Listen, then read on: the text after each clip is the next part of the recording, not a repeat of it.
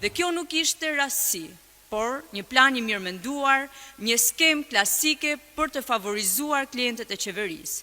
Fitues u shpall Bashkimi i Operatorëve Unik SHPK, JOS dhe Krasniqi Baze, me një ofertë prej 867.000 euro, plot 233.000 euro më shumë se oferta më e lirë që mund të ishte përzgjedhur.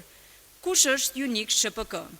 Një kompani në pronësi të Det Malutaj, një emër tashmë i njohur për organet e drejtësisë. Ai është shpallur në kërkim në maj të vitit 2022, pasi u akuzua për mashtrim ndaj prokurorisë së Elbasanit me një dëm prej 35 milion lekësh.